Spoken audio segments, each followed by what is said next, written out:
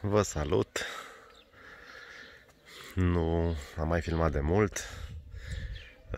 Acum, cu carantina asta, am venit la țară mai multe zile, sunt de 2 săptămâni aici și m-am gândit să mai fac un jurnal de livadă, să vă mai prezint atât vouă cât să îmi salvez și mie date, să văd de la an la an cum evoluează. De aceea fac filmările acestea.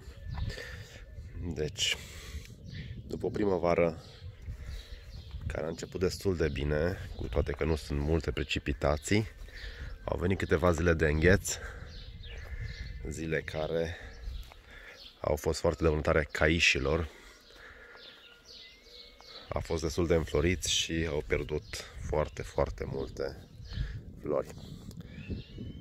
Acum să vedem cu ce rămânem. Asta e ringlotul acela roșu, care din păcate nu vrea să crească, dar chiar a fost atins cu coasa jos și în anul ăla a pierdut câteva ramuri aici. Îl păstrăm, e singurul din soiul ăsta. Am adus un smochin din vecini, nu știu dacă se va prinde, e destul de mare. Am mai cumpărat un smochin în primăvară la Ghiveci de la Carrefour, mi se pare, da? Și încercăm acum să vedem, pentru că smochin nu am. Am rărit zmeura. Am diferite soiuri, asta e un soi, asta deja e un alt soi de zmeură. Am udat-o, am băgat motocultură aici de-a lungul. Am mai pus niște muri, niște josta, mi se pare, agriș. Uite ce frumos e prunul ăsta care acum e înflorit în splendoarea lui, toată splendoarea lui. Și piersicul e frumos. Piersicul acela care face piersicele mari frumoase. Dacă le vom rări și anul ăsta o să le facă mari, dacă nu mai vine vreun îngheț. Albinele sunt la lucru. Ringlotul alb din nou foarte puțin. Am florit 1, 2, 3 ringloți albi. În schimb, prunii ăștia Stanley sunt superbi. Stanley Anașpeit. Asta e un piersicul de livadă. Face an de an. Anul ăsta este foarte frumos înflorit. Asta e un cais. Uitați un păr care e foarte frumos înflorit comparativ cu cel de lângă el, care e mai timpuriu. Da, e mai timpuriu acela, dar cu florile sunt mai întârziate la el. Aici, ia uitați că avem și caisă care a legat.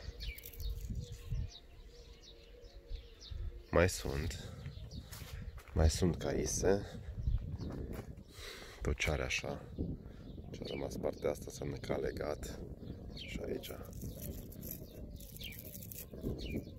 n-am să forțez, pentru că nu sunt foarte multe, dar mai sunt care au legat. Una alta, ia uitați, aici sunt câteva, 1, 2, 3, 4 și mai sus. Deci nu am pierdut chiar totul. Asta e un măr Florina, care urmează să înflorească. Prun Stanley, un alt măr care a avut de suferit din cauza unui vierme, se reface. Aici am pus un piersic sau un nectarin. Cred că e piersic, deși nu știu, o să vedem. Ca și piersic l-am luat, dar are un pic roșiatice crengile. Și dăm mai spre nectarin. Trecem în spate în livadă. Am mai completat cu niște pruni, 1, 2 pruni. Căpșunii am udat, le-am dat deja 1000 de litri de apă. O să le mai dau. Am pus cartofi, am pregătit la roșii. Prima trecere cu motocultorul. Niște beri, niște piersici, caișii care, cum spuneam, de exemplu și aici pare să fi legat. Vedem.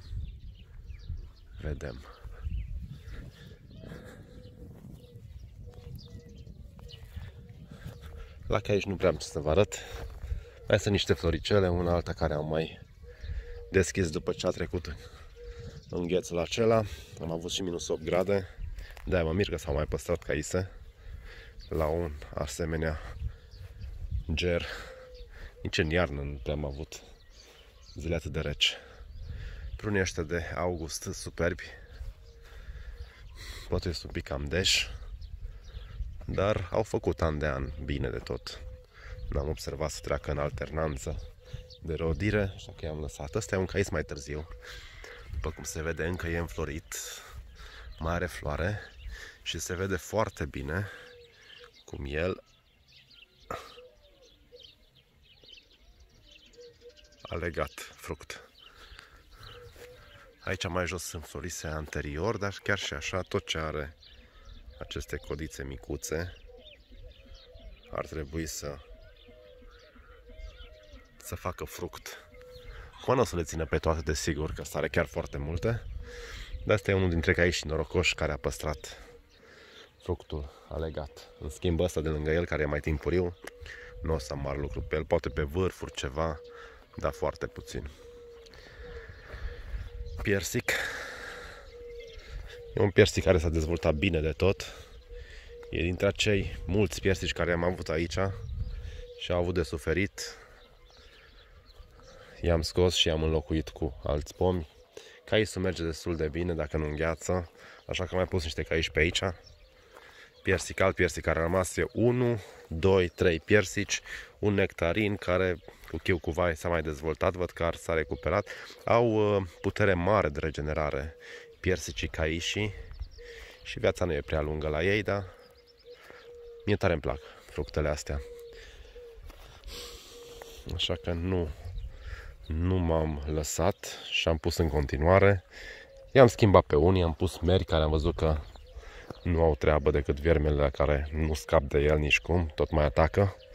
Intră în coajă, roade cât poate, sunt cruzi, pomii sunt tineri și, nu știu, le place să meargă, să le ia din sevă sau să mănânce scoarța, habar nu am care e motivul. Asta e un cireș.